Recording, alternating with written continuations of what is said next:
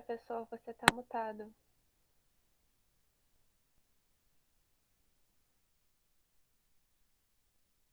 Professor, o senhor está mutado.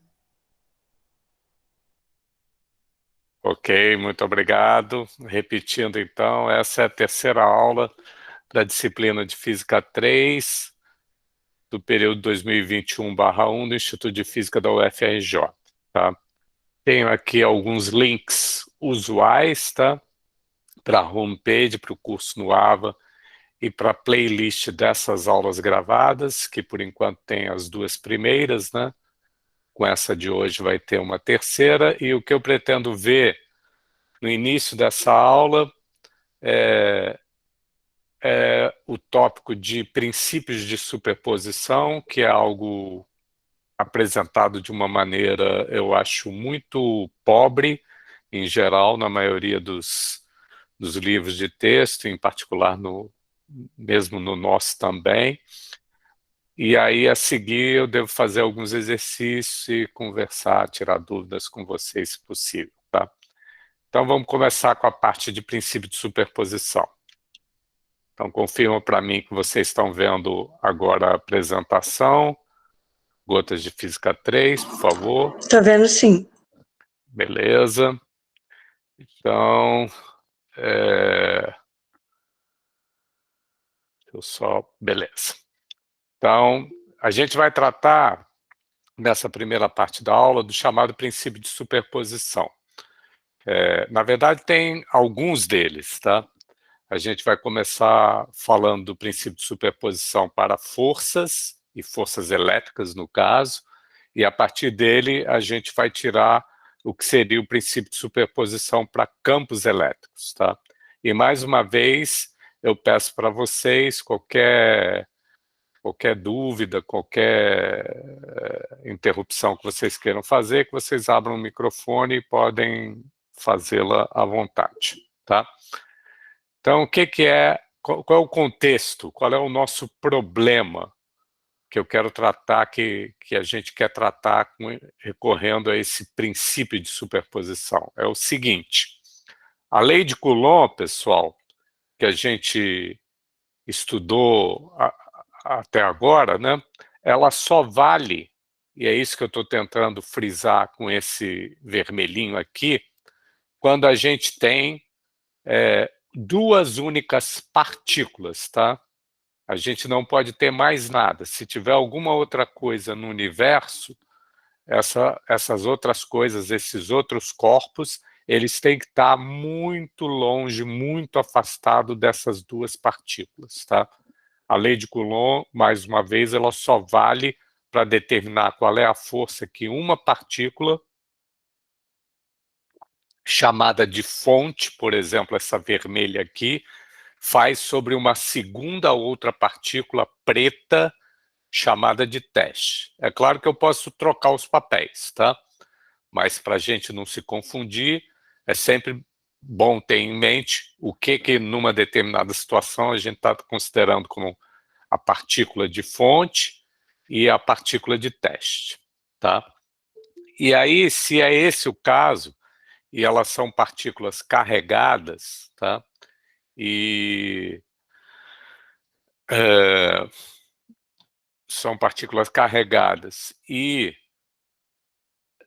situadas a uma certa distância é recursivo P' entre si, tá? O que a lei de Coulomb diz? Para que ela possa ser aplicada, além disso, né, de só poder ter duas partículas, essas partículas elas devem estar em repouso, ou pelo menos a partícula fonte deve estar em repouso, tá? E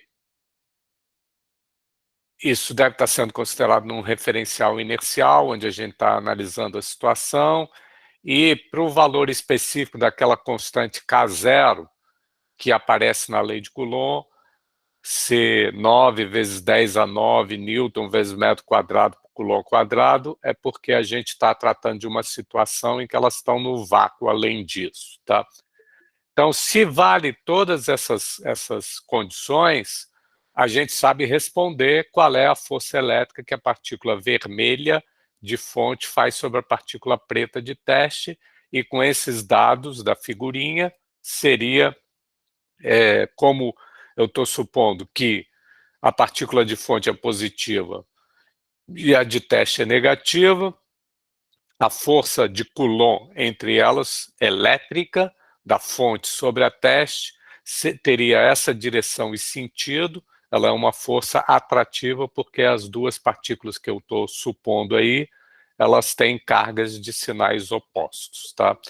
E a fórmula específica para esse vetor força elétrica da fonte sobre a teste é essa fórmula aqui, é a famosíssima lei de Coulomb, tá legal? Mas o nosso problema é o seguinte, imagina agora que vocês querem, a gente quer, né, tratar de uma situação, e eu vou chamar isso de botar o bode na sala, tá? O nosso novo problema, que é mais realista, é a gente não imaginar que tem só duas partículas na situação. A gente pode ter 3, 4, 5 partículas, ou além disso, eu posso ter, ao invés de partículas, eu posso ter corpos extensos, né? Grandes, tá? E aí eles podem estar carregados, essas 3 partículas podem estar carregadas. A gente vai começar, supondo então um caso um pouco mais complicado que 2 partículas, mas não tão mais complicado, que é ter 3 partículas, tá? Então, imagina que a gente tem agora, além das partículas fonte vermelha e a partícula teste original, preta, a gente tem uma segunda partícula de fonte, que é essa verdinha aqui embaixo, cada uma delas com as suas cargas, Q0 teste, Q1 e Q2 de fonte, e com certos raios vetores, né? Desde a partícula de fonte até a partícula de teste. São esse vermelhinho e esse verdinho tracejados, tá? Esse é o problema que a gente quer resolver agora, tá, pessoal? Eu não quero mais só uma única partícula, eu não quero mais só uma única... Eu agora me atrapalhei aqui. Só um minutinho. Eu não quero mais só uma única partícula de fonte atuando sobre essa partícula de teste. Eu quero 2, tá? E aí, a questão que a gente tem que encarar é a seguinte, olha, se eu tivesse, qual é a força resultante sobre essa partícula de teste preta quando eu tenho as 2 partículas de fonte, vermelha e verde, atuando sobre ela? Qual vai ser a força elétrica devido a essas 2 partículas fonte carregadas, tá? É isso que a gente agora quer atacar, tá legal? E não é óbvio que eu posso fazer de conta, de mentira, que eu tenha só a partícula 1 de fonte e a partícula de teste, e esquecendo, eu não sei se vocês conseguem ver aí na tela de vocês, apagando, está ligeiramente apagada aqui, oculto, né, a partícula 2. Eu fazer de conta isso daí é uma mentira, né? E fazer de conta que eu só tenho a partícula 1 e a partícula 0 de teste. Tá? Na verdade, o meu problema original é ter as 2 partículas de teste. Mas se eu tivesse só a partícula 1 de fonte e a partícula 0, a gente até saberia qual é a força sobre a partícula de teste pretinha. De novo, como é mais e menos, né? Positiva a fonte, negativa a teste, seria uma força atrativa esse vetor vermelho forte que está por aí. A gente saberia calcular direto aplicando a lei de Coulomb qual é esse vetor vermelho, tá? Mas isso é uma mentira, isso não é o caso que a gente está querendo tratar agora, que tem as 3 partículas. Uma outra mentira é eu fazer de conta que não tem a partícula 1 de fonte, eu ocultei aqui, eu não sei se dá para vocês verem, que é como se eu tivesse apagado um pouco aqui a partícula 1, e fazer de conta que só tem a partícula 2 como fonte, tá? Se isso fosse verdade, mas não é, né? O que eu poderia, então, responder para a força sobre a partícula de teste, devido à partícula 2 de fonte? De novo, eu poderia aplicar a lei de Coulomb e seria um vetor agora, como é menos e menos, é a situação que eu imaginei, tá? Uma força repulsiva seria esse vetor verde aí, onde o valor dele é dado pela lei de Coulomb, tá? Mas voltando, essa lei de Coulomb, ela só vale para duas partículas, tá? Foi a única coisa, em princípio, onde ela foi deduzida, foi verificada experimentalmente, tá?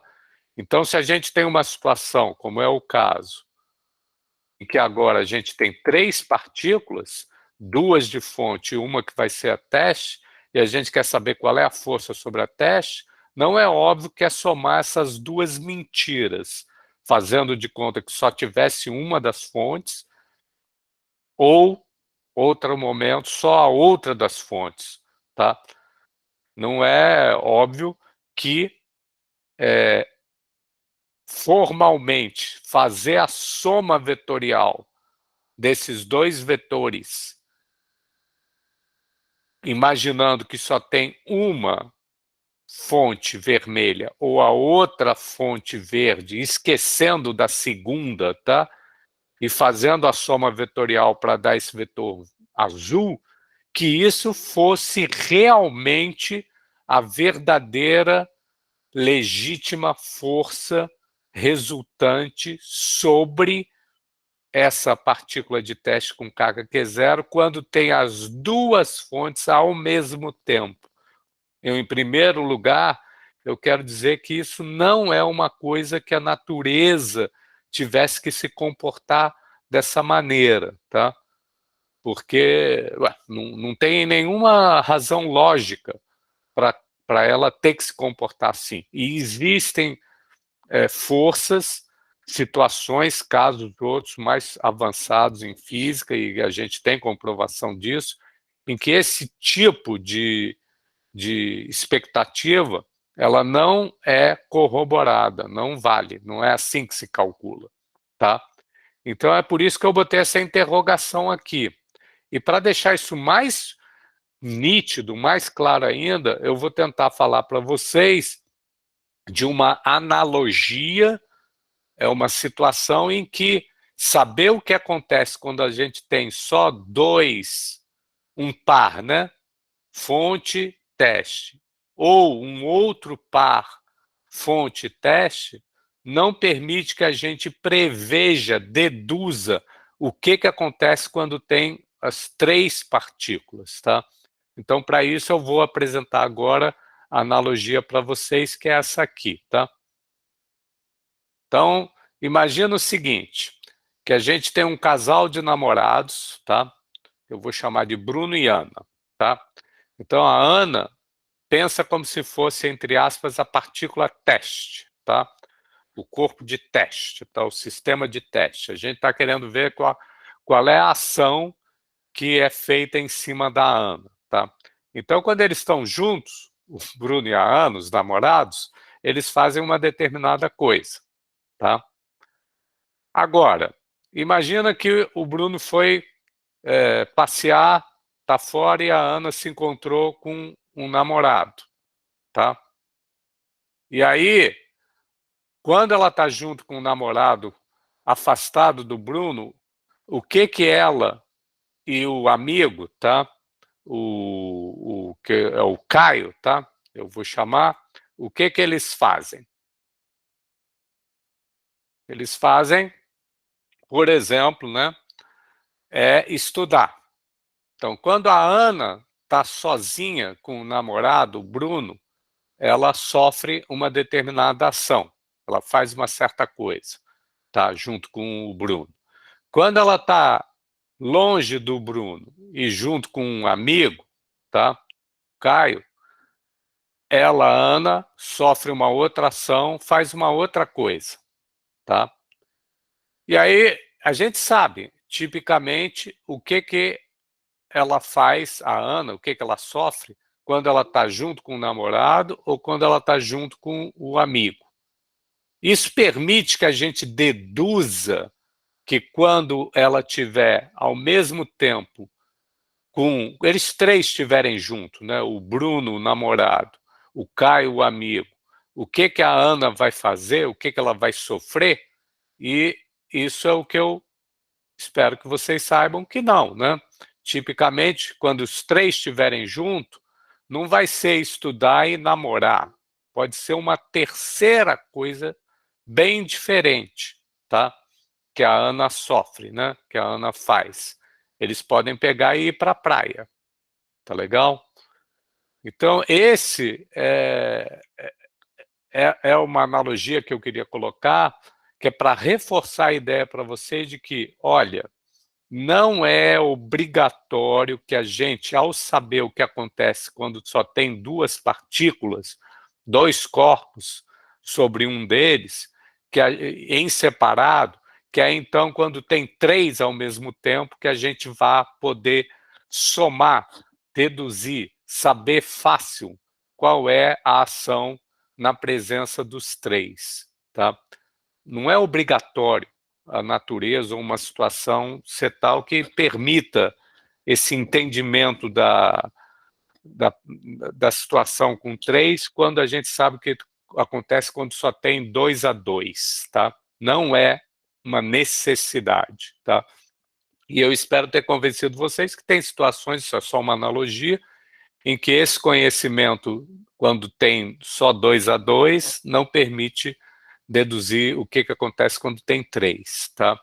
Mas, para felicidade nossa, a natureza, isso não é uma consequência lógica, isso é como a natureza se comporta, em termos de forças elétricas, para felicidade nossa, realmente a gente pode pegar e somar aquelas duas mentiras, usando a lei de Coulomb, esquecendo que tem uma terceira partícula, e usando a lei de Coulomb, ora só para um par delas, fonte, teste, e aí dá o vetor vermelho, e aí, que a gente sabe calcular pela lei de Coulomb, e aí depois esquece a 1 e a 0, e a partícula de fonte 1, pensa agora só na 2 e na 0, e dá um vetor verde, soma esses dois vetores, e aí isso vai dar,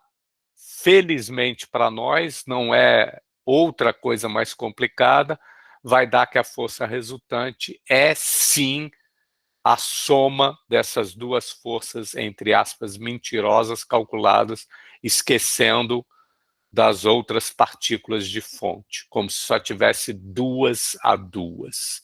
Tá? Esse é que é o ponto-chave que eu quero chamar a atenção de vocês, e com isso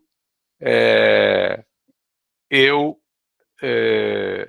apresentei essa fórmula que está listada aí, ela é o que se chama o princípio de superposição para forças elétricas.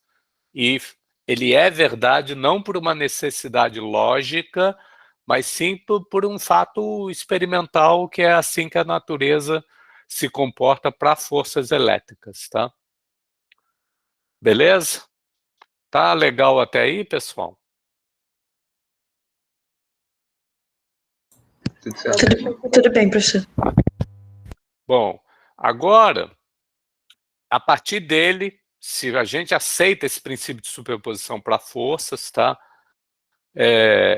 Eu vou pegar essa equação, relembrando a lei de força, né? Que a relação entre a partícula a carga numa partícula de teste, o campo elétrico que ela sente e a força elétrica que ela sente, que é força elétrica igual a carga dela, partícula de teste, vezes o campo elétrico, para eu, a partir dessa fórmula, fazer aparecer um princípio de superposição para campos elétricos, eu vou simplesmente pegar e dividir essa fórmula aqui, princípio de superposição para forças elétricas, pela carga da partícula de teste Q0, tá? E o que eu faço num lado, eu tenho que fazer no outro, né? Então, quando eu pegar aqui e dividir no lado direito a força devido à fonte 1 pela carga da partícula de teste Q0, isso vai dar o quê? Vai dar o campo elétrico que seria criado pela partícula 1 se a gente fizesse de conta que não existe a partícula fonte 2. E vai ter mais uma parcela, que é essa força elétrica da 2 sobre a 0, dividido pela carga 0, tá? Então, o que eu vou fazer quando eu dividir essa fórmula pelo Q0 nos dois lados? Isso daí vai me permitir eu chegar ao que a gente chama o princípio de superposição para campos elétricos, tá? Então, se vocês quiserem, o que eu posso desenhar, se ajudar? Assim como para força, né? Valeu aquela somar, fazer de conta. No caso, eu tinha menos, né? Acho que aqui era mais, né? Menos e menos, né? Acho que era isso, né? Mais, menos, menos, isso, tá? Então, o que essa fórmula está dizendo? Olha, aqui na partícula de teste, num ponto P0, que não faz mais diferença, perdão, agora eu estou falando de campo, então esquece que nesse ponto tem uma partícula de teste, eu não preciso. Existe o campo criado pelas partículas de fonte 1 e 2. E quais são os campos criados? Fazendo de conta que só existe a 1 ou só existe a 2. Esse aqui seria um campo vermelho para longe, porque a partícula fonte é positiva. Já esse criado pela partícula fonte 2 seria um campo, como ela é negativa, seria um campo apontando para ela. Então, vou desenhar assim, né? E o campo resultante, que eu vou desenhar em azul,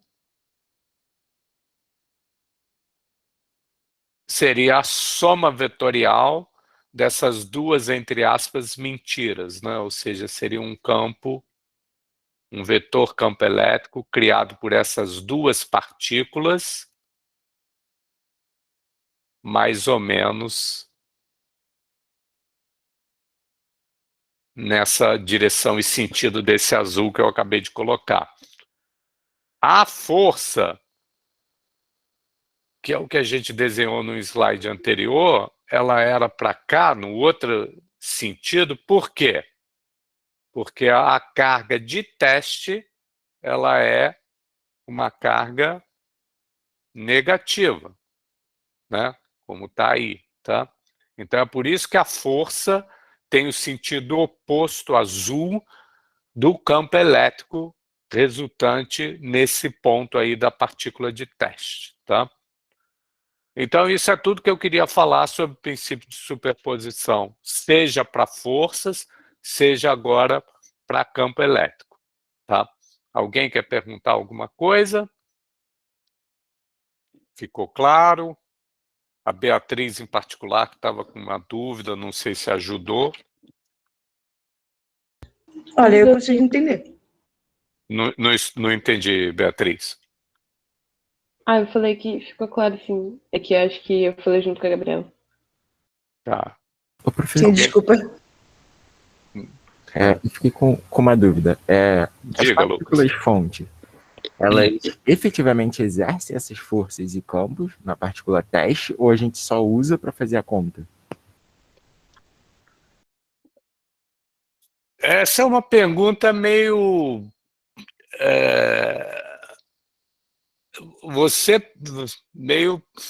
depende um pouco de interpretação, mas, por exemplo, se tem duas pessoas tocando numa terceira, empurrando essa terceira pessoa, num certo sentido, né, Lucas, a força que essa terceira pessoa sente, os empurrões, é a soma, né? É a superposição daqueles devido aos empurrões de cada pessoa. E eu não sei, é como se tu estivesse me perguntando, volta lá para o caso dos namorados, tá? Dos três, o namorado, o amigo e a Ana, tá? Se eles estivessem empurrando a Ana, tá, os dois, a Ana vai sentir uma força resultante que não é só do namorado nem do amigo, né? E pode ser, em geral, numa direção diferente da que o namorado está empurrando do que o amigo está empurrando, né? Mas se você me perguntar, existe de fato o empurrão do namorado e do amigo, eu responderia que sim, né? Apesar de, em efeitos de movimento, a Ana só acabar sentindo, né, a resultante dos dois empurrões. Não sei se ajuda, Acho que eu consegui entender sim, professor. Obrigado. tá? Mais perguntas, pessoal?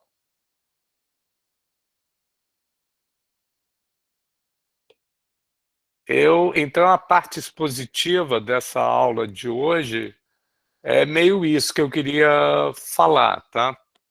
E agora eu vou partir para alguns exercícios, tá legal? E para isso, só um pouquinho, aí fora daqui, e aí eu vou fazer dois exercícios, tá? O primeiro deles vai ser o seguinte, vai ser um exercício bem simples, tá?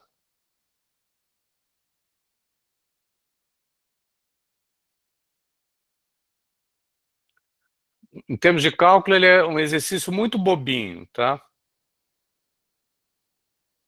Eu vou pedir para vocês imaginarem um próton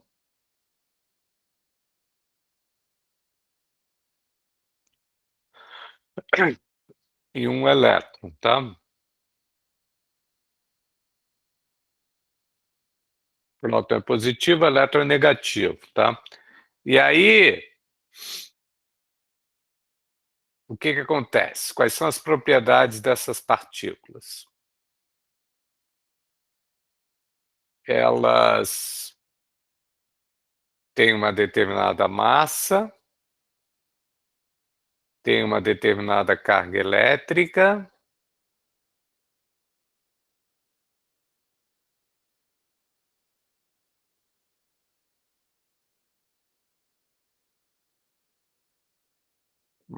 que eu já vou daqui a pouco dar os números, tá?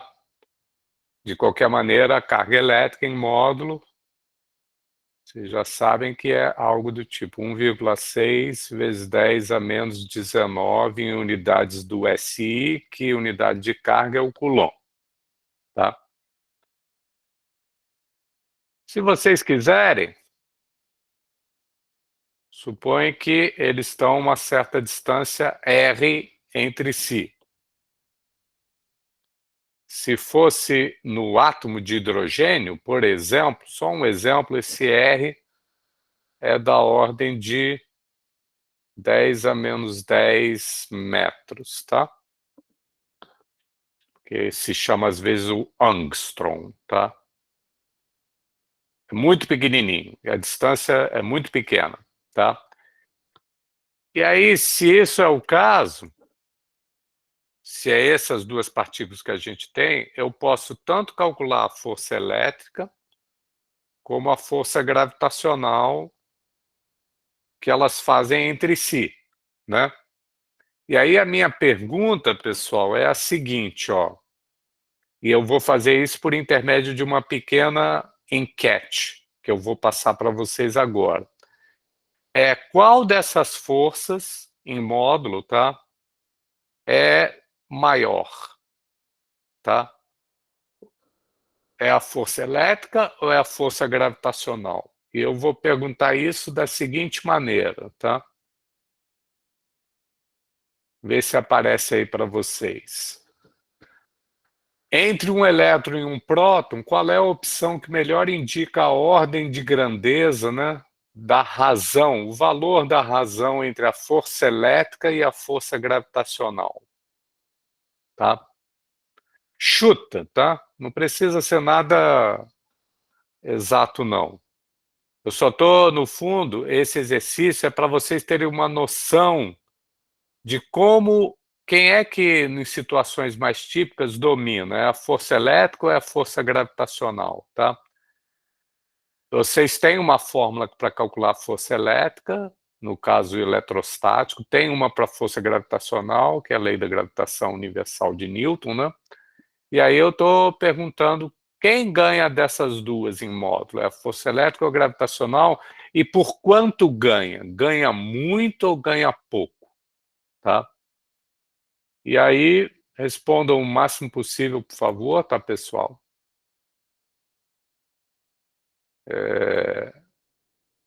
E, por enquanto, tem só umas 15 respostas, tem mais ou menos 40 pessoas. Respondam aí, só chuta aí, tá? Qual é o feeling de vocês? Tá legal? Então, tem 20 respostas mais ou menos, 22.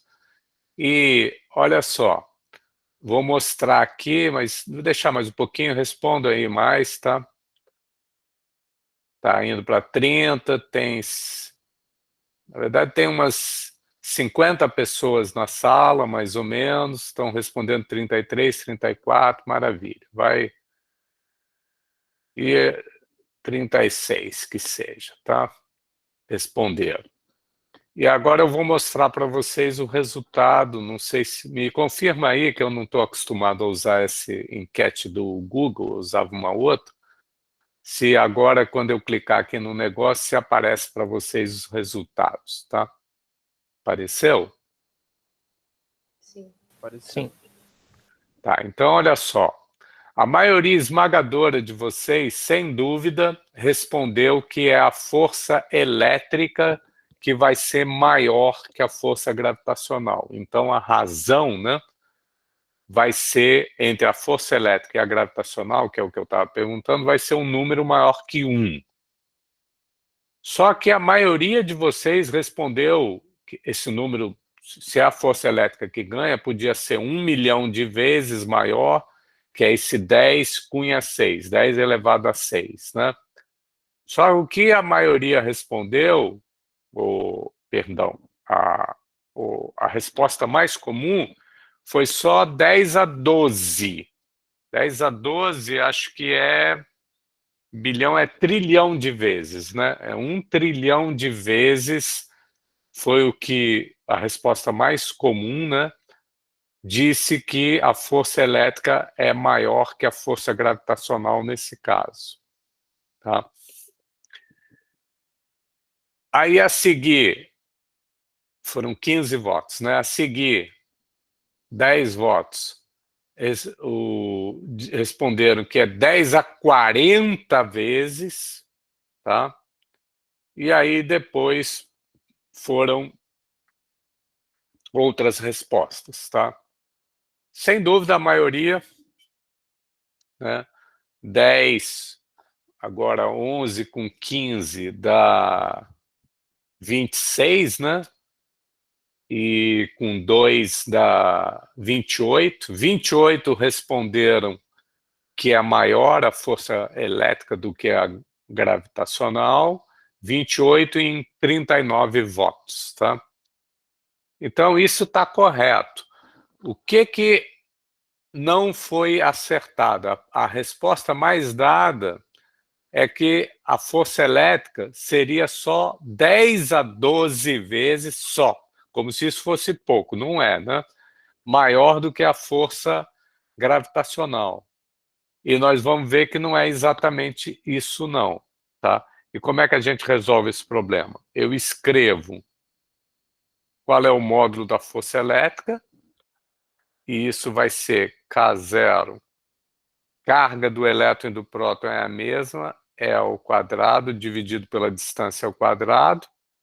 E já para a força gravitacional, o seu módulo é a constante de Newton da gravitação universal G, vezes a massa do elétron, vezes a massa do próton, dividido pela distância ao quadrado.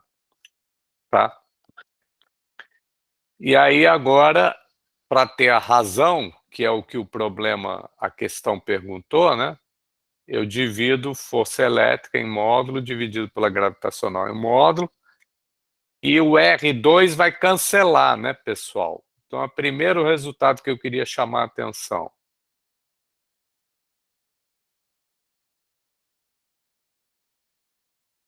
A razão entre a força elétrica e gravitacional, ela não depende da distância entre as partículas, o próton e o elétron. Tanto faz se eles estão ligados num átomo de hidrogênio, que seria essa distância, ou se eles estão a 1 quilômetro de distância entre si, que é uma outra distância muito maior, muito diferente, mas como tanto uma força quanto a outra cai com a distância ao quadrado, na hora de eu fazer a razão, esses R2 se cancelam. A razão é isso aqui. E aí agora vocês substituam números, tá? Eu vou relembrar para vocês que o K0, a constante da lei de Coulomb, ele é algo tipo 9 vezes 10 a 9 Newton vezes metro quadrado por Coulomb ao quadrado. Tá? A carga elétrica elementar, né? O quantum de carga elétrica em módulo é isso aqui, 1,6 vezes 10 a menos 19. A constante de Newton da gravitação universal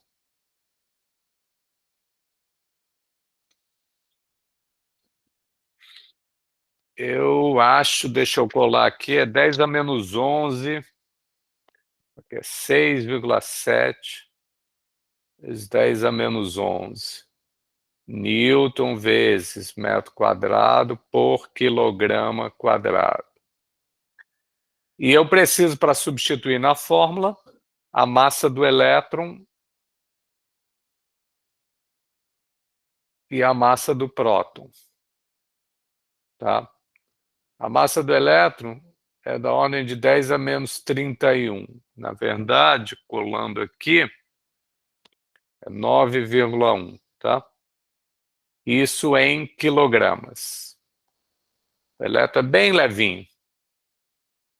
E a massa do próton, ela é cerca de 1.800 vezes a do elétron. Tá? O próton é bem mais pesado.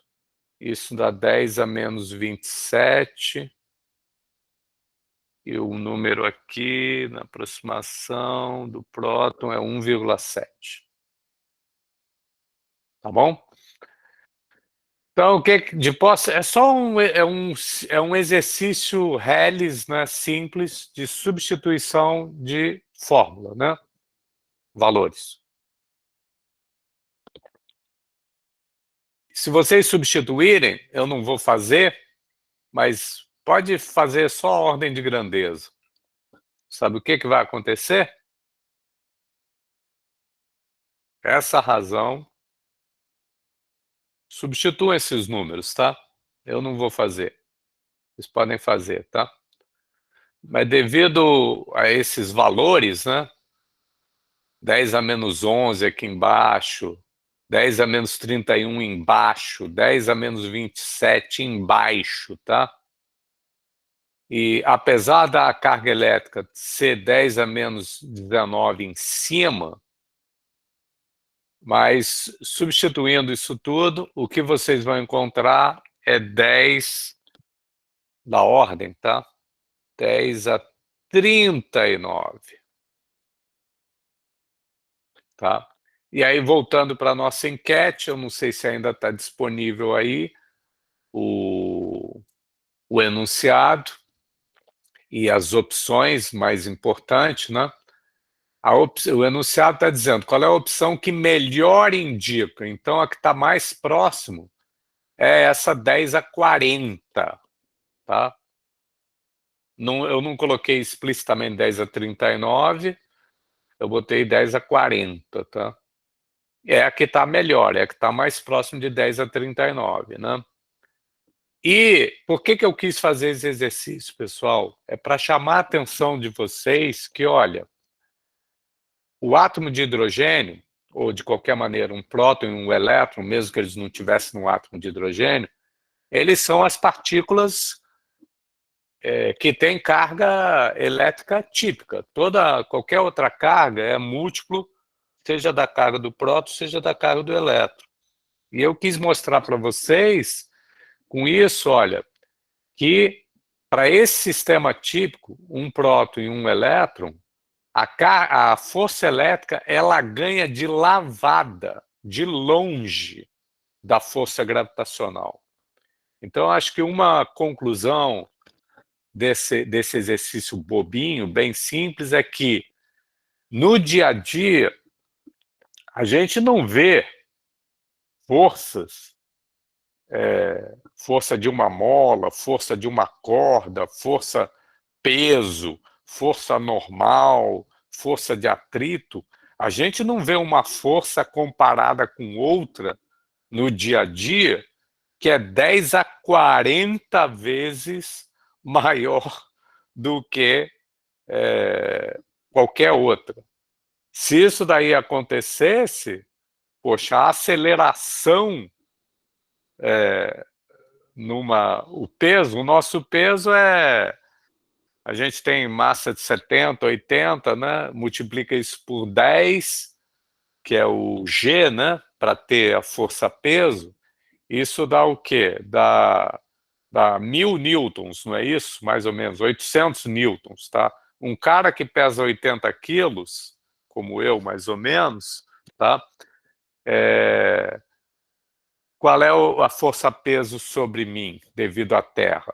É 800 newtons, tá? Se valesse esse tipo de proporcionalidade, eu tivesse carga e a Terra também tivesse carga, a gente tivesse muito carregado, poderia ser que, ao invés de eu ter a força-peso de 800 newtons ser a força dominante sobre mim, se eu tivesse carga positiva, negativa, o planeta Terra também, numa quantidade apreciável de carga, e valesse esse tipo de razão, né, mesmo para, agora, não um próton e um elétron, mas eu e a Terra, eu acabaria que teria uma força elétrica sobre mim altíssima, né, comparada com o que é a força-peso, tá? E aí eu me aceleraria tremendamente, tá? Comparado com o que a força-peso tende a me mandar de aceleração, tá? Então, esse exercício foi só para passar a ideia para vocês que os corpos macroscópicos, para que não aconteça esse desequilíbrio, esse domínio tão alto da força elétrica comparada com as forças outras, gravitacional, de uma mola, etc., é sinal que eles devem ser muito perfeitamente eletricamente neutros. A carga neles, resultante líquida, tem que ser muito próxima de zero, porque senão qualquer pequenino desbalanço, diferença de carga positiva e negativa, poderia fazer com que houvesse esses números absurdamente altos para a força elétrica. Tá legal? 10 a 40, 10 a 39 é até difícil de falar, né? Porque 10 a 12 é o quê? É o trilhão, né? 10 a 6 é o milhão, 10 a 9 é o bilhão, 10 a 12 é o trilhão, tá? 10 a 40 ou 10 a 39, sei lá, eu teria que pegar isso e multiplicar 3 vezes o 10 a 12, né? 10 a 12 vezes 10 a 12 vezes 10 a 12, e ainda assim não chegou a 39, chegou em 36. Ou seja, 10 a 36 é trilhão de trilhão de trilhão. É até difícil de falar. Ou seja, o resultado desse exercício é para vocês verem como a força elétrica é estupidamente maior que a força gravitacional para um sistema típico, como é um próton e um elétron. Beleza? Professor, Diz, Juarez. se não for fugir muito do assunto, eu tenho uma curiosidade. Diga. As revistas de divulgação científica, né, divulgam que existe uma partícula que atribui massa à matéria. O Higgs, né? Foi Isso. confirmada há alguns anos, poucos anos, né? Mas e aí? Os elétrons têm massa. Sim. Então, os elétrons devem ter o bóson de Higgs. O mecanismo... Continua, então, a tua pergunta. Então, portanto, os elétrons deveriam ter alguma estrutura interna. E a gente viu no comecinho do curso que não há. Não é uma contradição? Não. O que a gente... Todo o conhecimento que a gente tem, né? Ele é um conhecimento num determinado momento, tá? Então, o que eu falei no começo do curso, que eu me lembro, eu devo ter tido esse cuidado, é que as experiências que a gente fez com aceleradores de partículas que dizem respeito ao comportamento numa escala bem microscópica, né? Atômico, subatômica, nunca sugeriram que para explicar o que sai delas, a gente precisasse recorrer a uma estrutura espacial, uma extensão para o elétron em particular. Tá? Mas sugerem sim que para o próton, para o nêutron, para algumas outras partículas, existe essa estrutura. Tá? Agora, a tua pergunta é muito boa.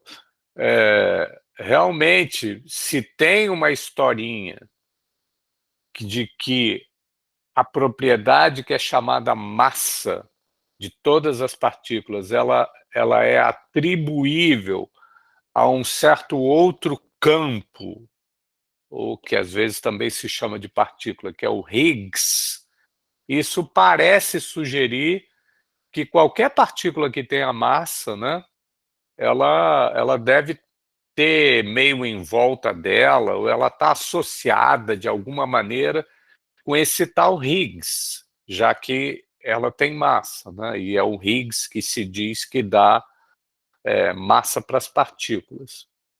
Mas o jeito, essa expressão, essa frase, o campo de bóson de Higgs é o que faz ele existir, é o que faz as partículas adquirirem massa, daí, para você dar sentido um pouco mais formal para essa frase, tem toda umas considerações por trás disso, e se você pegar ingenuamente, realmente parece que é isso que você perguntou, né?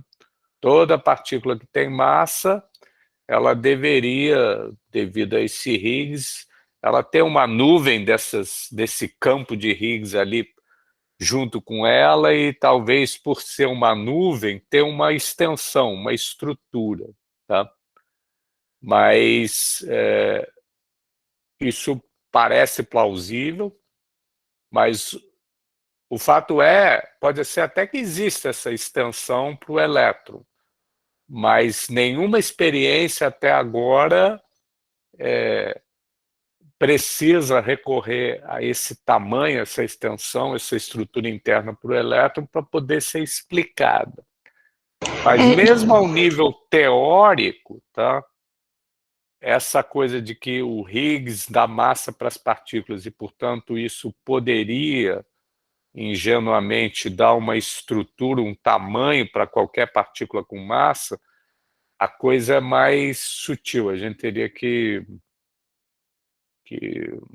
discutir mais, teria que entrar em teoria de campos, teoria quântica de campos, o buraco é um pouquinho mais embaixo. Desculpa me meter, mas eu não tenho certeza disso, mas que eu me lembre quando teve essa discussão, na época que descobri que foi confirmada a existência do bóson de Higgs, não era uma questão de que o bóson entra em contato com uma partícula e assim ele dá a massa a ela, e tipo, pelo que eu entendi, não é uma estrutura que fica no interior da partícula. Ele colide com a partícula, transfere massa e vai embora. Pelo menos foi o que eu entendi.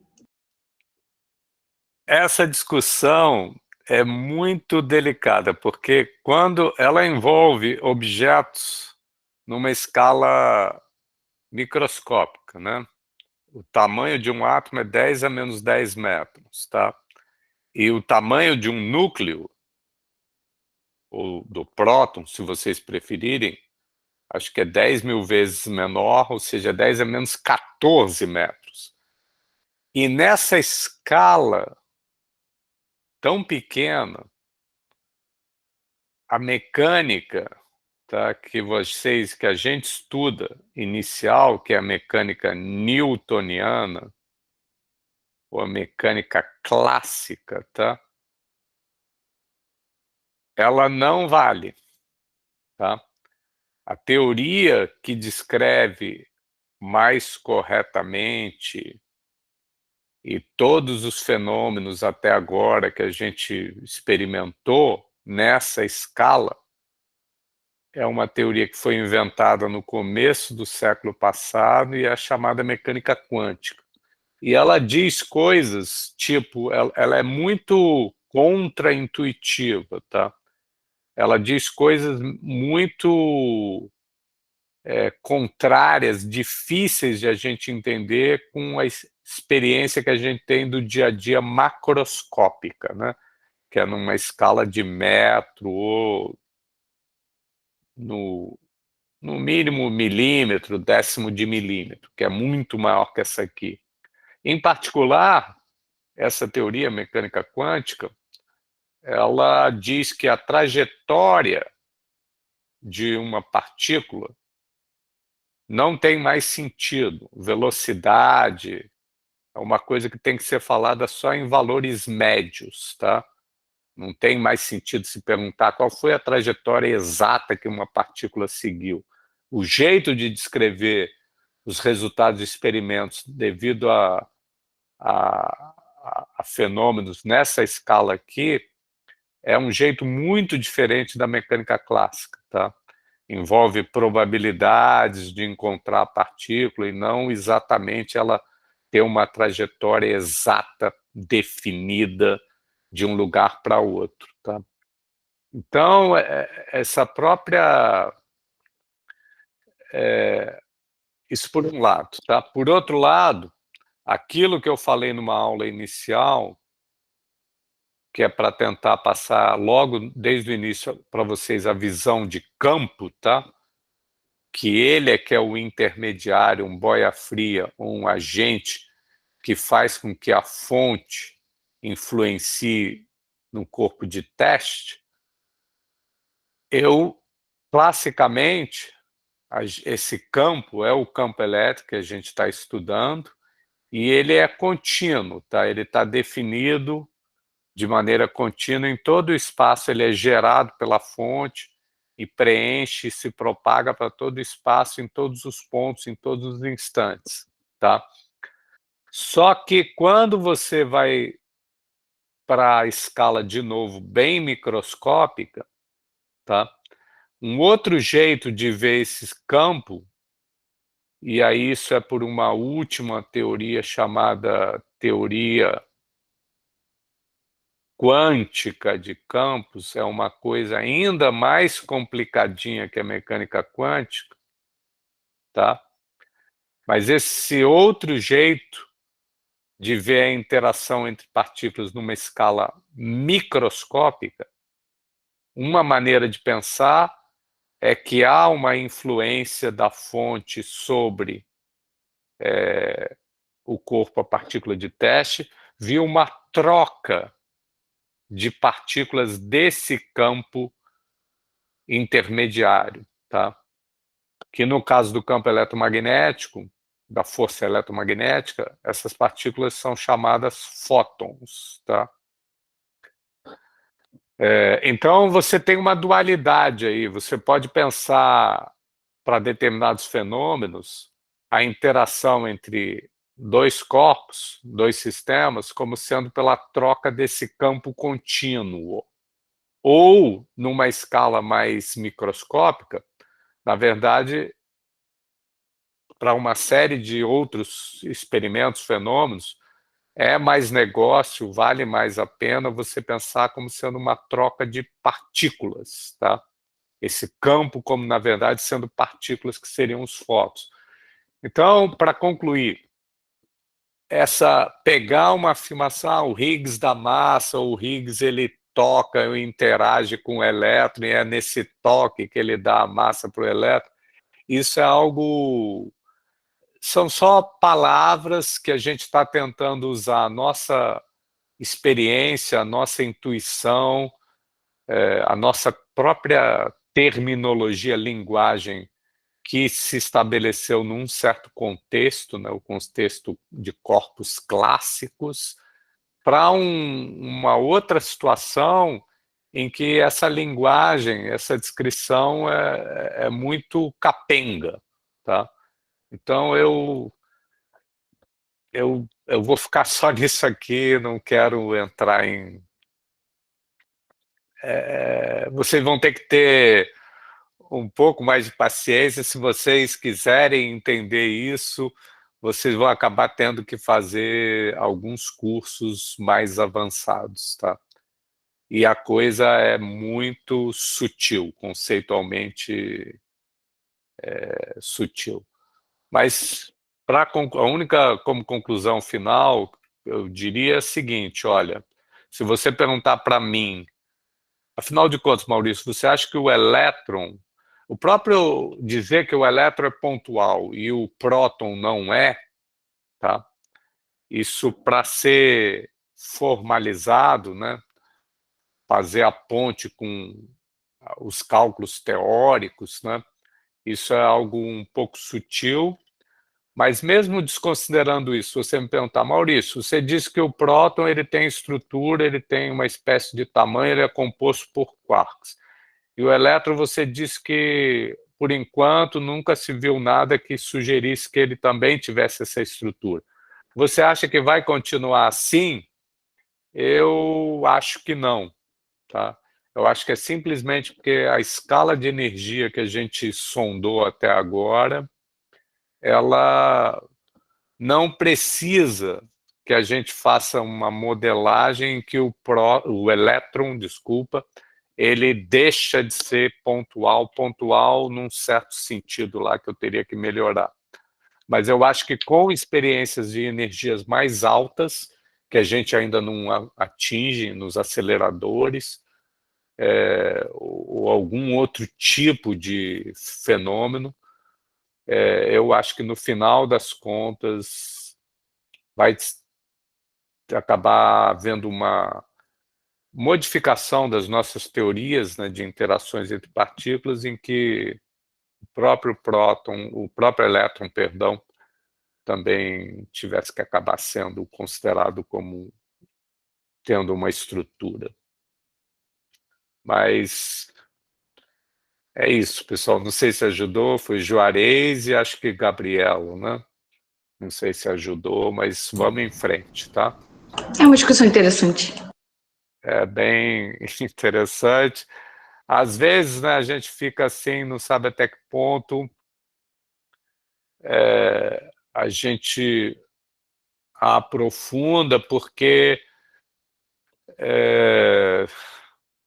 o conhecimento, né, e o avanço da ciência é sempre, na minha opinião, uma coisa em espiral, né? Então, você tem que ver num primeiro nível, mais simples, né? Mas aí você retoma isso mais tarde, aqueles mesmas discussões, só que aí, quando você já aprendeu certas coisas, já adquiriu uma certa experiência, seja por estudo, né, seja por experimentos mesmos reais, né, e aí você vem e ataca de novo esse negócio de uma outra maneira. Do ponto de vista didático, se você me perguntar, eletro, né, uma formação em física, quantas vezes vocês estudam um físico, né, eletromagnetismo, interação eletromagnética? Eu vou dizer que talvez você estude isso, acho que pelo menos 4 vezes, tá? Em 4 níveis diferentes, que são quais? É no ensino médio, em que eu imagino que, apesar de toda a situação, né, da educação no país, ainda se vê, né, lei de Coulomb no ensino médio, tá? É um primeiro contato bem simples. Depois a gente vê em Física 3, né? Um pouco é o que nós estamos vendo nesse curso, tá? De novo, propriedades eletromagnéticas, força elétrica, né? Depois, na graduação de Física, ainda na graduação, você vê uma terceira vez, e na engenharia às vezes também se vê em outros cursos, mas em Física em particular, que eu conheço mais, você vê uma terceira vez que é num curso de eletromagnetismo, da graduação. Aí você vê de um jeito mais avançado ainda, com um pouco mais de matemática e conceitos físicos também mais avançados, tá? Como é que se gera ondas eletromagnéticas e coisas assim. E uma quarta e última vez, pelo menos, tá? Dependendo do que você vai estudar, se profissionalizar, que área você vai seguir em física, né?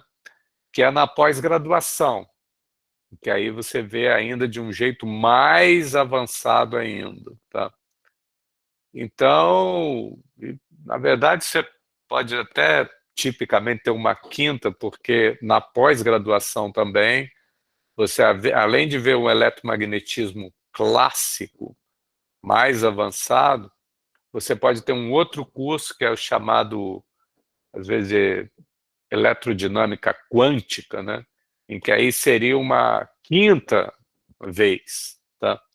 E aí sim entraria essas coisas que eu falei aqui por último, o fóton, como que o fóton aparece como as partículas mediadoras do campo eletromagnético, né?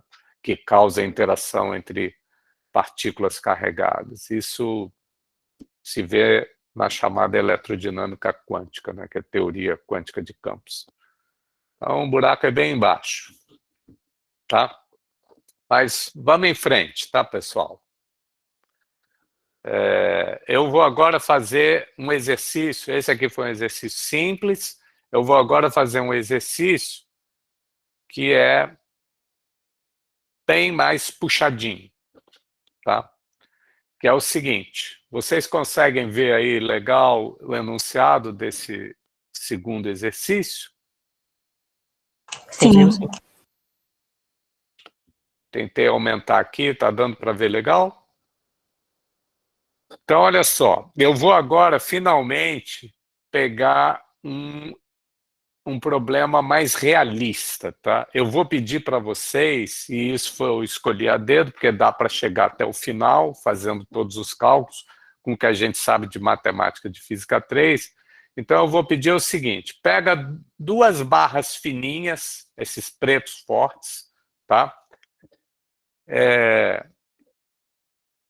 que estão carregadas. Tá? Essas barras, elas estão carregadas. Isso é melhor, é mais próximo de um objeto realista do que ficar falando de partículas. Tá?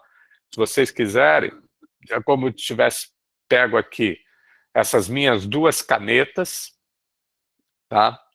E elas estão carregadas. Eu espalhei carga ao longo delas. Tá?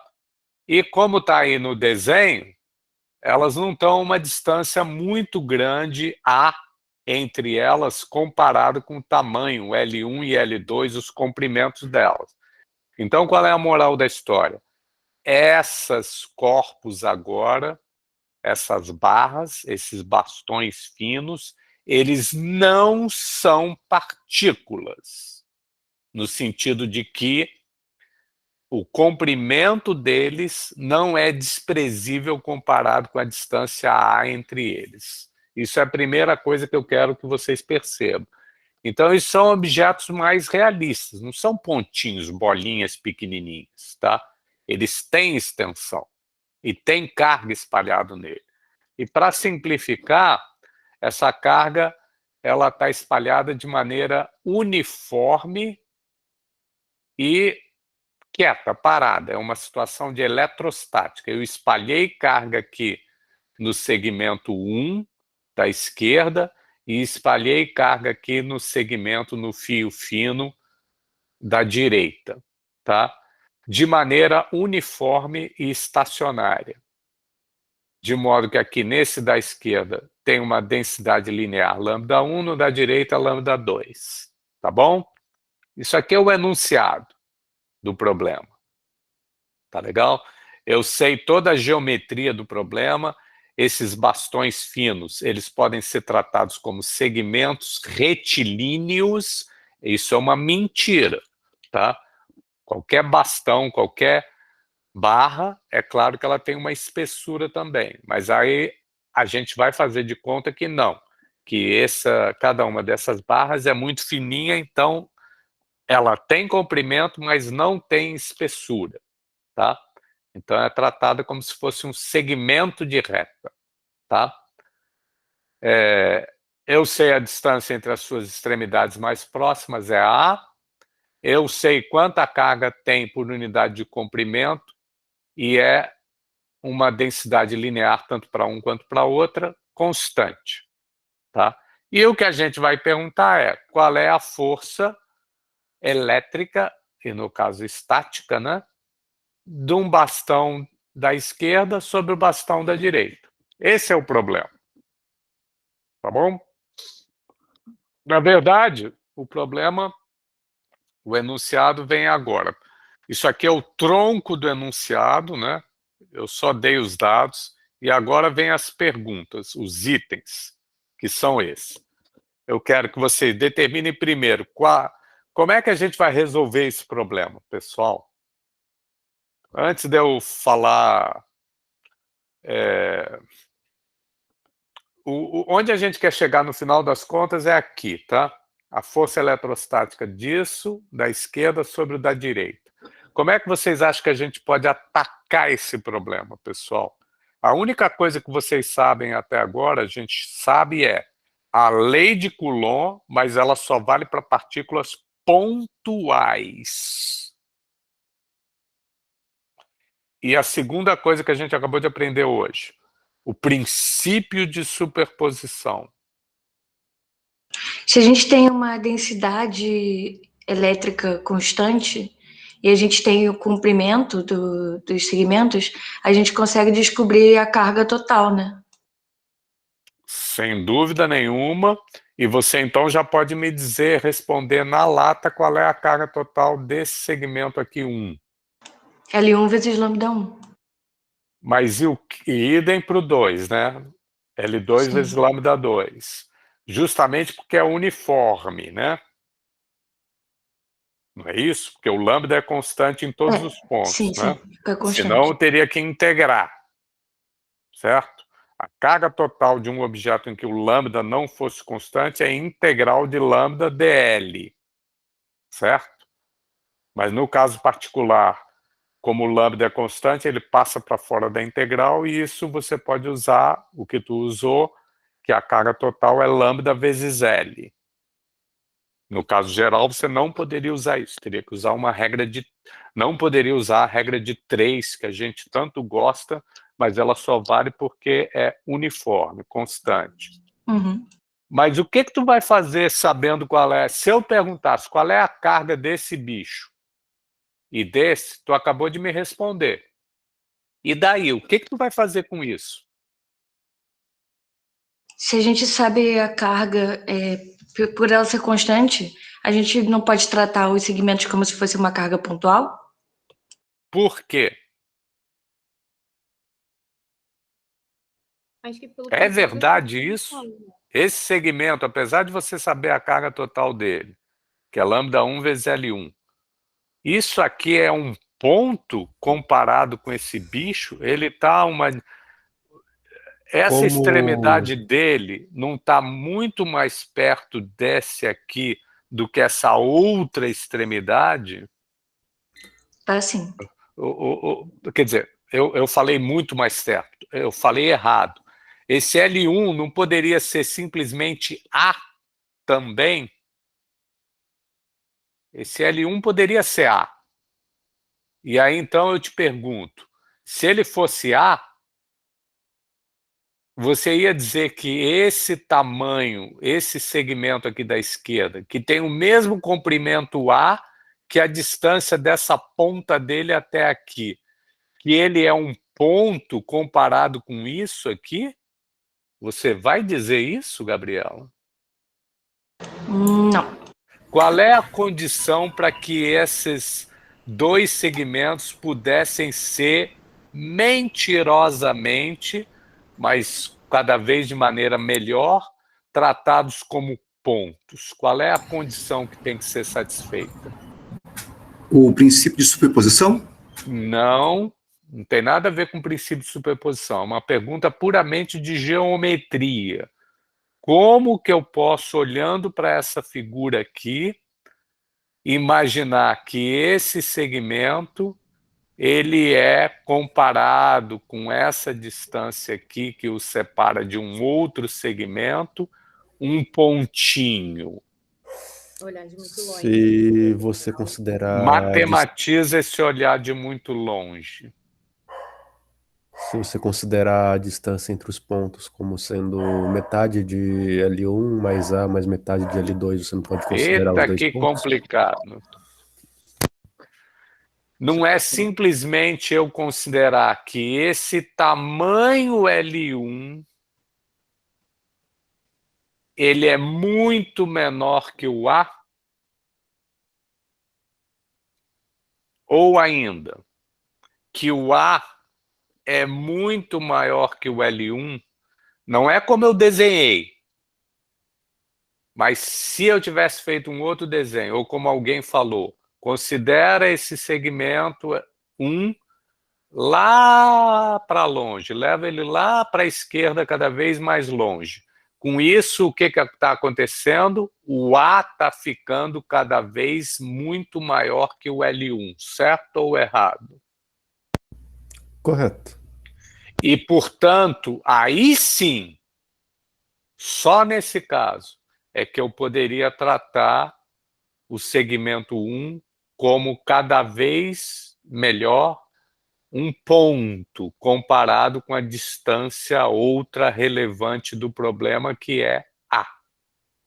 Eu poderia dizer cada vez melhor, se isso fosse verdade, que o segmento 1 está tão afastado do 2 que o seu comprimento L1 é muito menor que o A e, portanto, ele pode ser tratado mentirosamente, mas não deve dar muito erro no cálculo, como um ponto comparado com a distância A dele até o segmento 2.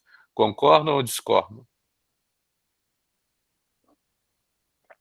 Concordo. Então, vou... É dizer que L1 é menor do que... Fala um pouquinho, perdão, Rebeca, mais alto, por favor. Matematizar é dizer que L1 é muito menor do que A, é isso?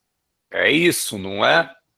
Tá. É dar qual é a condição, em algum cálculo, em alguma passagem matemática que eu venha fazer, para que eu possa tratar L1 como um ponto. Se o que eu quero é tratar os dois segmentos como pontos, vocês agora podem me repetir o que eu tenho que supor sobre o segundo segmento, o seu comprimento. Também. Ele também é muito menor do que A, mas ainda é maior do que L1. Ou nem precisa, talvez. Porque Nem precisa, né? Se L1 for muito menor que A e L2, independentemente, também for muito menor que A, concordam ou discordam? Que aí sim, mas somente aí, eu poderia atacar esse problema, como acho a Gabriela falou, fazendo de conta que 1 e 2 são pontos. Mas se eu não tiver essa condição, L1 e L2 muito menores que A, que é o que eu desenhei e eu não estou supondo isso, aí eu não posso tratar 1 e 2 como pontos, né? Concordam ou discordam?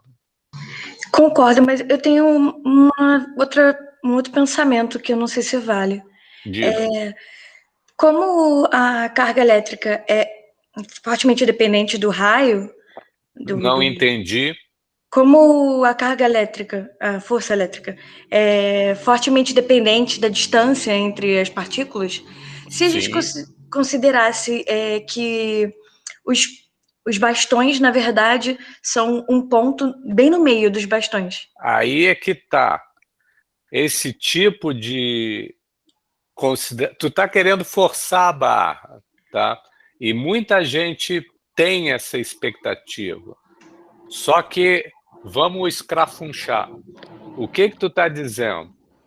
Olha, e isso muita gente diz.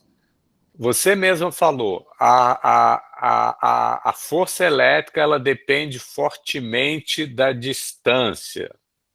Você falou alguma coisa assim, não foi, Gabriel? Sim, sim. Vamos melhorar isso, tá? Não vamos deixar isso só numa conversinha fiada, não. Você sabe que a força elétrica para partículas pontuais, lei de Coulomb, isso que tu falou depende fortemente, na verdade, depende de 1 sobre R ao quadrado. Sim, por isso eu não usei o 1 sobre R ao quadrado justamente porque são corpos extensos, entendeu? Então, mas vamos... Se a gente não conseguir entender a coisa nem sequer para partícula, que dirá para os corpos extensos, que é um bando, ou não é, de partículas. Sim. Ou seja, o caminho das pedras para o que a gente vai usar para resolver esse problema vai ser, por um lado, o princípio de superposição. No fundo vai ser isso, vai ser o princípio de superposição. Tá? Professor, Diz, Pedro. eu poderia pensar que... Perdão, Pedro, me espera só um pouquinho, que é para eu aproveitar algo que a Gabriela comentou, que é o seguinte. Ela queria imaginar que eu colocasse toda a carga, lambda1, L1, aqui no meio. E toda a carga, lambda2, L2, aqui no meio. Não é isso, Gabriel? Sim, porque a distância para a esquerda vai ser igual à distância para a direita, né? Não sei o que tu quer dizer com isso, não entendo. Mas aí... O ponto do meio vai ter uma distância igual das extremidades, entendeu? Não entendi, tá? O que tu está querendo é substituir esse problema real, é esse o problema que eu quero que a gente resolva, por um outro problema. E rezar que dê certo. Ou então me demonstrar que vai dar certo, tá? Qual é esse outro problema? É o que tu acabou de falar. Apaga esse segmento preto da esquerda e substitui ele por uma partícula pontual, claro, como toda partícula, aqui no meio. Com que carga? Lambda1 vezes L1. Idem para o 2, aqui no meio. É isso que tu está propondo, que eu apague esse problema que está aí e substitua por esse novo, certo ou errado? Certo. Aí, qual vai ser a distância entre esses dois pontinhos? Primeiro você me fez jogar fora esse problema e substituir por esse segundo outro. Não tem problema, eu posso conversar sobre ele. E eu espero te convencer que esse outro problema que tu está imaginando não vai dar a mesma resposta para esse problema original. Por quê? A carga desse ponto aqui no meio e desse ponto no meio, você sabe quais seriam. É lambda 1 vezes L1 e lambda 2 vezes L2, certo? Certo. Agora eu te pergunto, qual é a distância entre esses dois pontos imaginários que são os meios desses segmentos? Qual é a distância? Acho que eu já entendi, mas é A mais L1 mais L2 sobre 2. Quer dizer, L1 mais L2 sobre 2 mais A. Isso. E agora, para concluir, tentar te convencer que não vai dar a mesma coisa. Como a dependência, no caso de partículas, devido à lei de Coulomb, que é o que tu está usando agora, porque tu substituiu por partículas. Com a distância, ela não é uma dependência linear, ela é uma dependência com 1 sobre a distância ao quadrado. Tu tá meio vendo, é óbvio para ti, ou então não é óbvio que esse problema que tu está querendo substituir por esse original vai dar a mesma coisa, porque esse A mais, entre parênteses, L1 mais L2 sobre 2 ele elevado ao quadrado não é a mesma coisa que L1 ao quadrado mais L2 ao quadrado mais A2 ao quadrado, nem o quadrado da soma não é a soma dos quadrados. Tem um Entendi. termo cruzado, né? E além disso, essa coisa está embaixo, que está 1 sobre distância ao quadrado. Então, esse problema auxiliar que tu está me pedindo para imaginar, e você mesmo está imaginando, ele não é óbvio qual é a relação dele com o meu problema original. E ele não parece, não é óbvio, que a força entre essas tuas duas partículas auxiliares nos pontos médios vai ser a mesma que a força real entre esses dois segmentos extensos. Não é óbvio. É óbvio, sim, que a carga total desse é lambda 1 vezes L1, porque o lambda é constante. Assim como a desse aqui é lambda 2 vezes L2, porque o lambda 2 é constante. Mas daí deduzir que a carga entre os bastões é lambda 1 vezes L1 vezes lambda 2 vezes L2 dividido por L1 mais L2 dividido por 2 mais A, tudo isso elevado ao quadrado, está longe de ser óbvio, não é, Gabriel? Sim, concordo. Tá? Essa coisa que tu falou é algo muito comum do pessoal achar que talvez pudesse ser, mas isso é, sei lá, porque a gente está viciado em pensar em regra de 3 ou em funções lineares. Mas aqui o buraco é mais embaixo.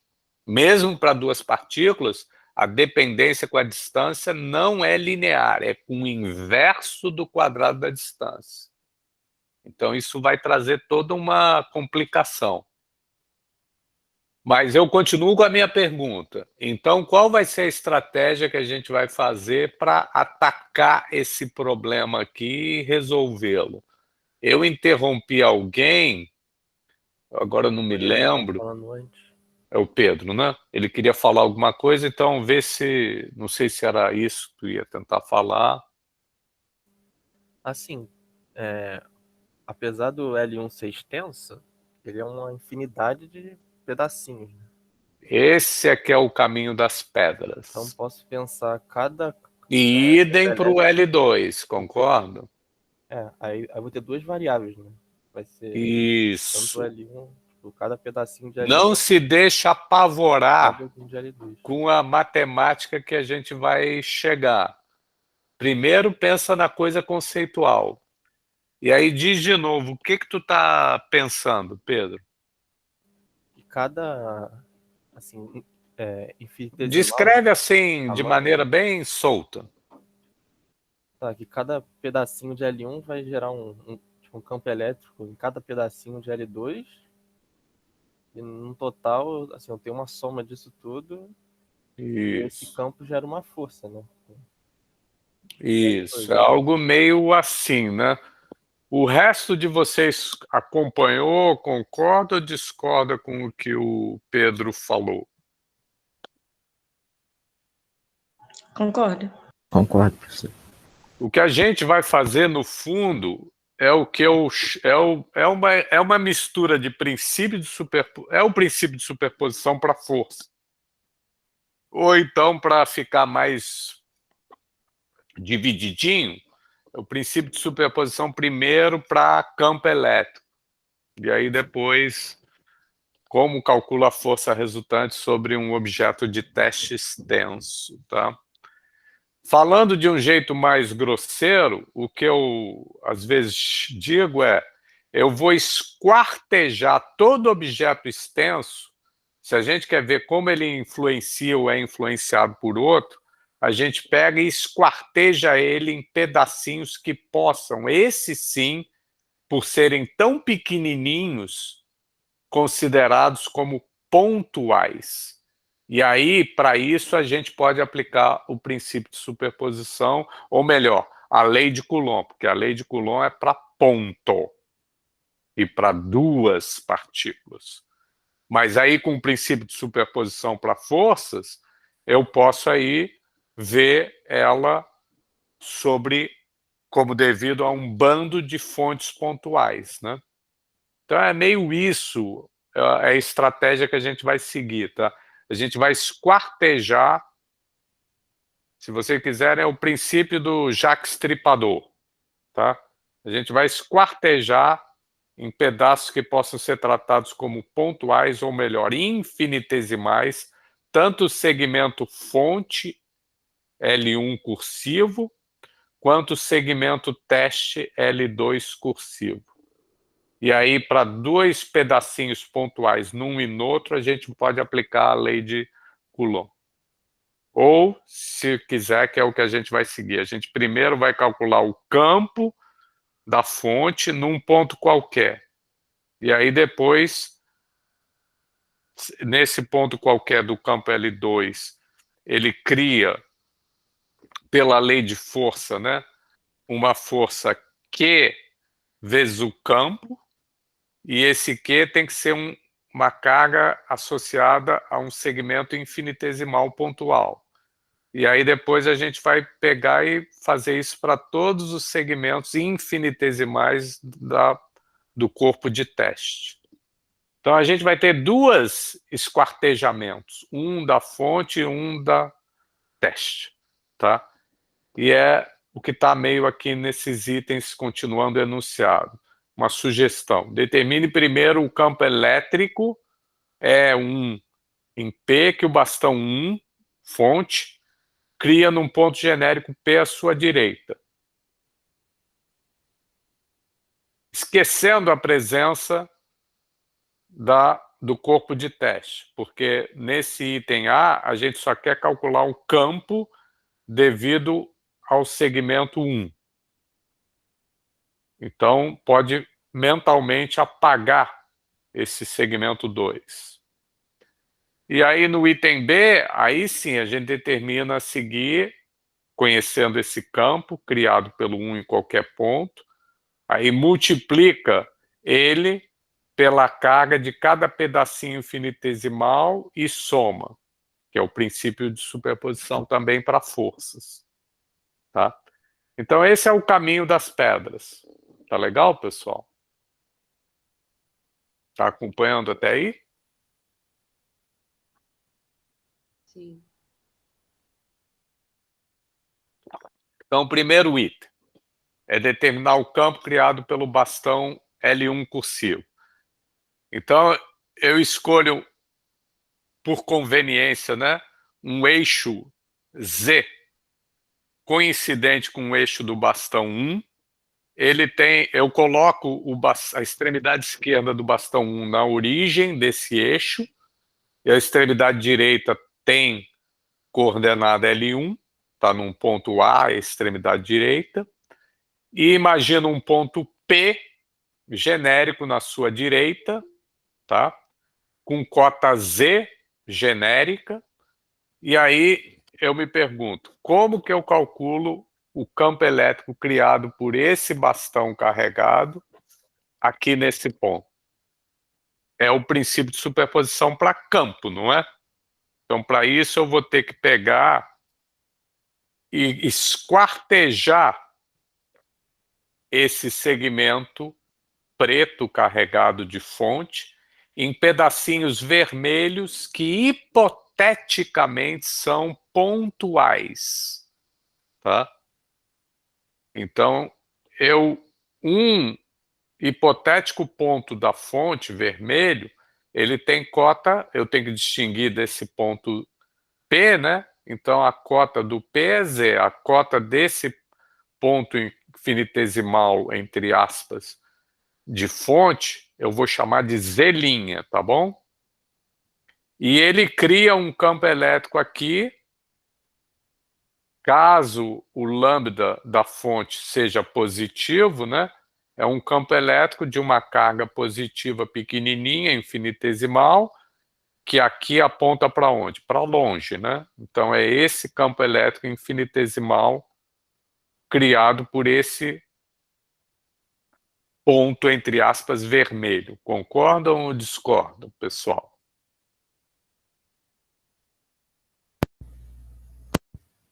Estão acompanhando? Sim, professor. Sim. Então, o que eu usei essa primeira fórmula aqui? Eu usei qual é o campo criado por uma partícula pontual com carga dQ1. dQ1 não é a carga toda do segmento, é só um pouquinho. O segmento ele tem carga espalhada aqui de maneira uniforme. Então, aqui dentro desse segmento vermelhinho, infinitesimal, só tem um pouco de carga que eu estou chamando de dQ1, concordo? E esse R cursivo é a distância da fonte infinitesimal vermelha até esse ponto Z. Concordam? Sim. Então, decorei a lei de Coulomb, entre aspas, isso aqui, às vezes eu chamo de lei de Coulomb, a rigor não é lei de Coulomb, porque não é lei para força, né? Pelo contrário, é a lei de campo, né? É como que uma partícula estacionária com carga dQ1 a uma distância R cursivo cria um campo elétrico dE1. Então é esse troço. Aí, olha da geometria da figura, quem é dQ1? dQ1 eu vou, na verdade, ou seja, quanta carga tem aqui nesse segmento vermelhinho infinitesimal? Eu vou também chamar de dQ'.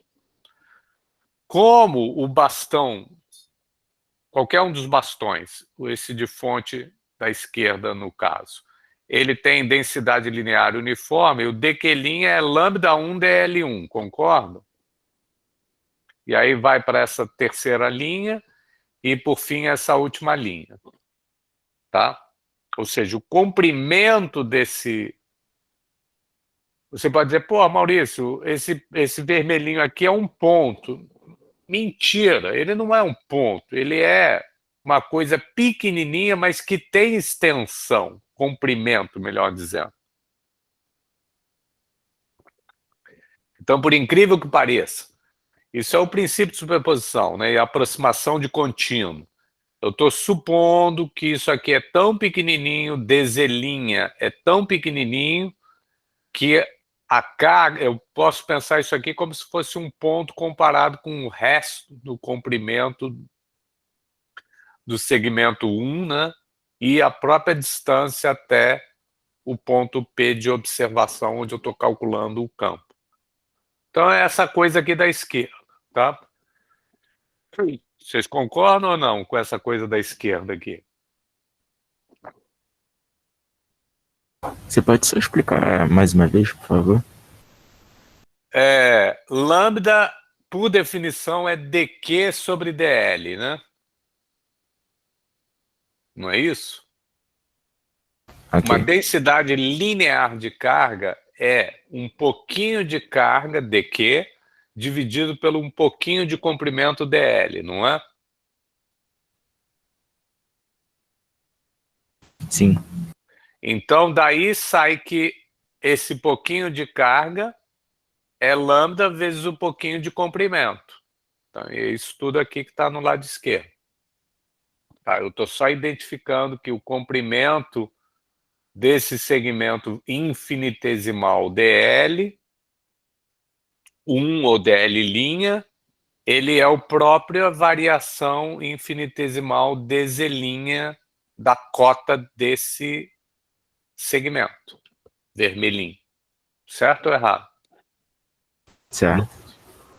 Tá bom? E então isso chega aqui no final. E eu só chamei a atenção que, como eu igualei nessa última passagem o comprimento dl', que é sempre um número positivo, com o dz', é claro que eu tive que supor, então, que dz' é maior que zero, certo? Certo. E de quebra, isso já me diz... Tá óbvio ou não tá óbvio, antes de eu continuar, pessoal, que eu vou integrar essa equação aqui? Tá óbvio ou não? Que é o princípio de superposição, né? Tá sim. Tá certo? Então, eu vou integrar talvez na variável z', que é para eu cobrir.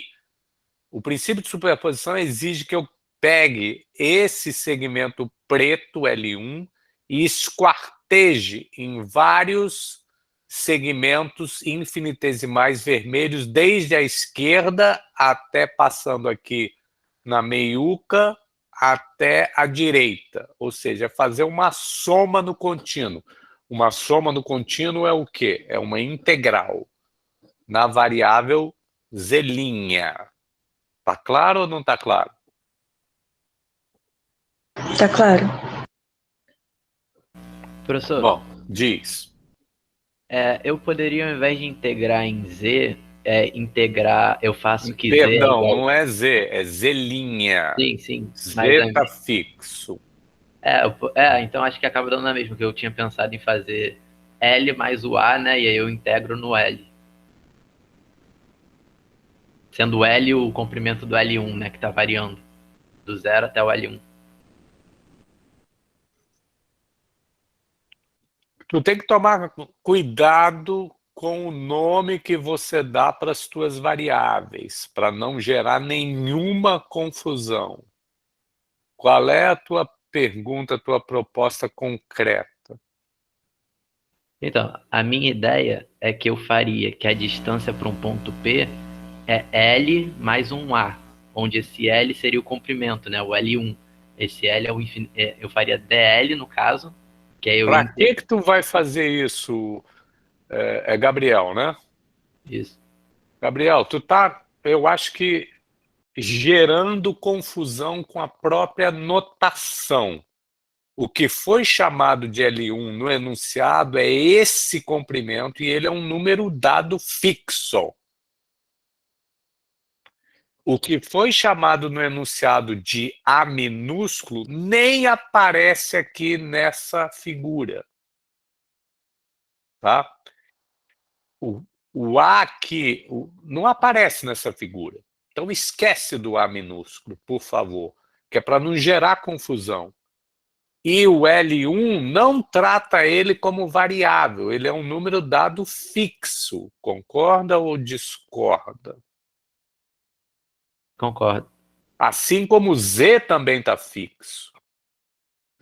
Quem está variando é a posição desse segmento infinitesimal vermelho, que eu, Maurício, resolvi chamar de Z'.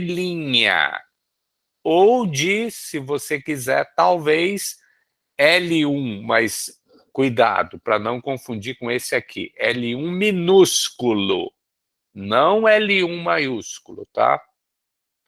Ou ainda, L', se você quiser, contanto que tu pense que esse L minúsculo 1 ou L minúsculo linha ou Z linha é, no fundo, medido a partir desse ponto origem O.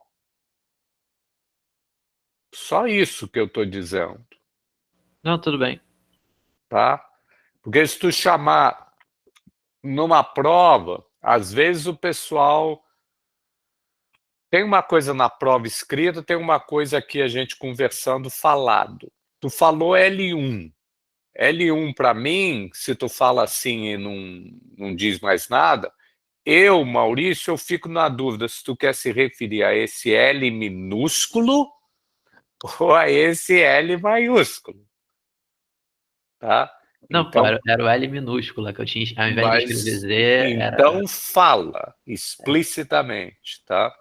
Sim. Só que como na figura que eu desenhei primeiro, essa é a minha figura desenhada primeiro, não tinha L1 minúsculo, concorda, Gabriel? Eu escolhi de chamar de Z linha, porque eu orientei o eixo Z para cá, então chamei isso de Z, linha, para distinguir de Z. Então, por enquanto, não tem L minúsculo 1.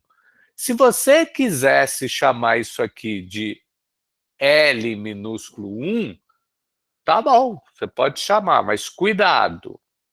Você tem que me dizer quem é esse L minúsculo 1. Se ele é o comprimento entre... a distância entre O e esse ponto vermelhinho, ou se ele é a cota Z'. Por quê? Porque a cota Z' pode ser positiva e poderia, não é o caso, se ela fosse para a esquerda, seria negativa. Já o comprimento, cuidado, o comprimento é sempre, por definição, ou a distância, né, entre dois pontos é sempre um número positivo. Então eu estou sendo extremamente chato e preciso e cuidadoso. Tá bom? Tranquilo. Beleza? Tá. E aí a outra coisa que aparece nessa fórmula é o R cursivo, ou então um unitário R chapéu, ou então um vetor completo que sai da fonte vermelhinha e vai para o ponto P de observação. E aí então seria... quem é esse R cursivo? Ele, no fundo, é um vetor que sai daqui, tem a ponta dele inicial aqui e a ponta final aqui em P. Então, se eu usasse raios vetores para esse... Eu não desenhei para não sobrecarregar. Para esse ponto vermelhinho, R, perdão, R é até o ponto P, seria esse raio vetor aqui. E R' seria até o ponto de fonte. Seria só esse raiozinho vetor aqui, pequenininho. Então, substitui para lá e para cá, vai dar isso. Acompanharam essa coluna da direita, pessoal? Uhum. Então, próxima página, próximo slide. Substitui.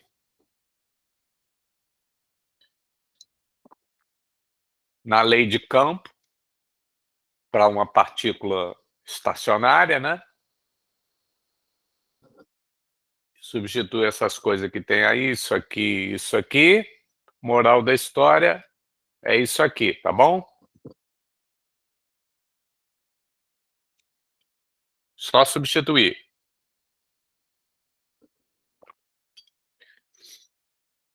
E aí agora, o nosso problema virou um problema puramente de matemática de cálculo 1. Dado isso como uma diferencial que a gente tem que integrar, como que a gente consegue integrar isso? Tá? A gente tem uma sopa de letras, K0, lambda 1, Z, Z', um unitário aqui, e nós vamos ter que integrar isso, certo? Porque isso é só a contribuição para o campo devido, para o campo aqui, esse vetor, devido a esse pouquinho do segmento fonte. Na verdade, agora eu tenho que imaginar um outro segmento infinitesimal vermelhinho aqui, aqui, aqui, varrer todo esse segmento preto, certo? Não é isso, pessoal? E varrer isso significa matematicamente o quê, pessoal? Fazer o quê com essa expressão? Integrar. Usá-la como um integrando, né? Integrar essa expressão, né? E essa integral, pergunto eu, é uma integral... Tecnicamente, isso é uma integral de cálculo 3, tá? Mas isso é uma integral de que tipo? A gente vai ter que somar coisas aqui nesse segmento, nessa linha, nessa curva que é o segmento 1. Quem já viu, ou talvez vá ver... Aqui a gente não vai precisar saber as técnicas de cálculo 3, mas isso, a rigor, é uma integral e que, pessoal? O domínio da integração é ao longo desses segmentos. É uma integral que se chama o quê? Integral de linha? Exatamente. Tá? Mas ela é uma integral de linha tão simples, e em tudo que a gente vai fazer em Física 3, a gente nunca vai estar muito preocupado em dar integrais de linha, ou de superfície, ou de volume, que vocês vão aprender, ou já aprenderam, ou estão paralelamente aprendendo de cálculo 3, que pode ser bem complicada. Em Física 3, a gente está mais interessado não tanto na coisa matemática, mas sim nos conceitos, tá? Então, isso a rigor é uma integral de linha, mas que dá para fazer como se fosse uma integral direto na reta. Como se fosse uma integral não de cálculo 3, mas de cálculo 1. Mas ela é uma integral definida ou indefinida, pessoal? Definida, né? Ela vai de O a A. Exatamente, tá? Então, vocês têm que pegar e continuar isso aqui. Os limites da integração eu vou falar depois, mas antes, fazer o suspense, eu já, na verdade, já resolvi. O que é constante para efeitos de fazer a soma integral e o que é variável, pessoal, nessa sopa de letras?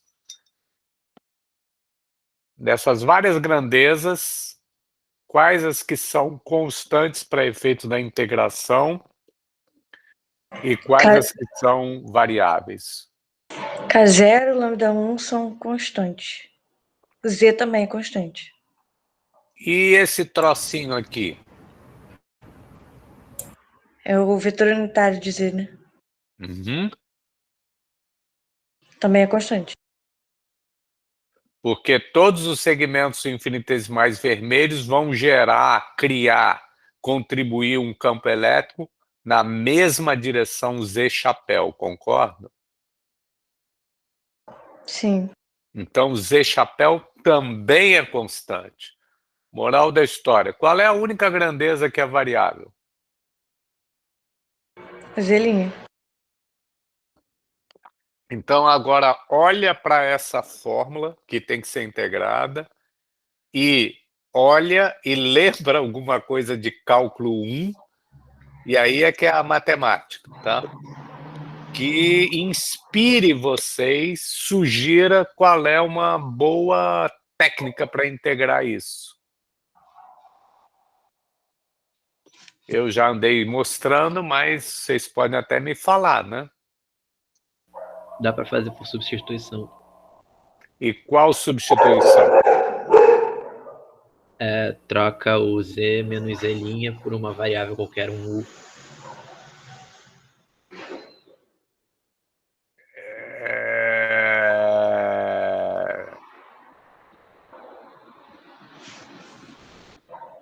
É isso mesmo ou você quer pensar mais um pouquinho?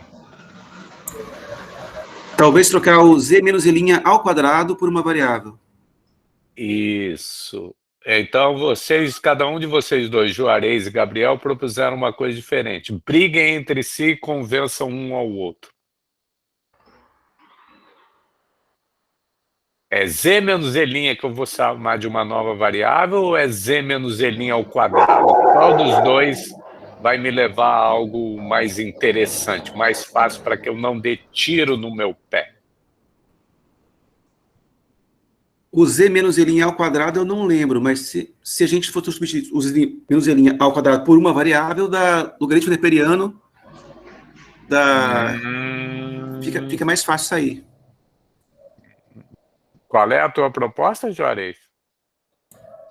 Pega o Z menos E' ao quadrado, substitui por uma variável U, vai dar 1 sobre U, integrar em... Esse Z' tem que substituir por uma função de U. U sobre I integrando, só um momentinho. Não vai dar log, não. Então, com mosca. Gabriel, não quer defender a tua proposta? Se a gente substituir Z menos E' por U, a gente vai chegar na expressão que vai ser menos 1 sobre o quadrado, e aí dá para integrar. Isso. Essa que é o caminho das pedras. Se eu me dignar definir uma variável auxiliar, fazer essa substituição, U por definição é Z menos E', isso implica que DU Ai, é meu isso. amor, vem cá. Gabriela, teu microfone está aberto, ou é o... Desculpa, ou é meu o cachorro. filho... Ah, é o cachorro. É o filho. Eu pensei que era o filho ou o cachorro. É o cachorro. Tá bom também. Não deixa de ser um filhinho. Mas... Desculpa. Tudo bem. Então, esse aqui é o caminho das pedras, faça essa substituição. Essa aqui é que é a sacação que tem que ser feita, tá? Mas é coisa de cálculo, tá? Cálculo 1. Não é cálculo 3, isso é cálculo 1, tá? E aí façam, dá isso, e aí aqui qual é a moral da história? É uma função potência. E isso, se vocês não souberem qual é essa integral, vocês tranquem logo o curso, tá bom? Que é bom saber. E qual é os limites? Quais são os limites da integração?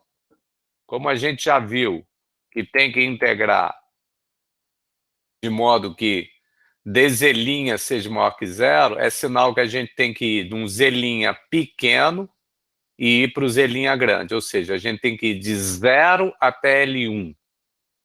Esses é que são os limites da integral, por causa disso. A gente não vai integrar da direita para a esquerda, a gente vai integrar da esquerda para a direita por causa de quê? De Z' crescente. Por causa de quê? Porque a gente fez dZ' igual a uma comprimento, e comprimento é sempre positivo. Então, dZ' é positivo.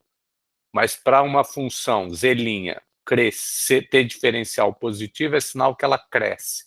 Ou seja, ela tem que sair de 0 e ir para um valor positivo, L1. Acompanharam? Esses que são os limites. Moral da história. O campo elétrico resultante é esse. Eu só tenho 3 minutos mais, então eu vou acelerar um pouquinho. O resultado dessa integral de U a menos 2du, é claro que é menos 1 sobre U, substituam, dá isso, tá? Esse é o... E aí, mexendo um pouquinho para lá e para cá, tira o MMC, né? Sei lá, MDC, não me lembro.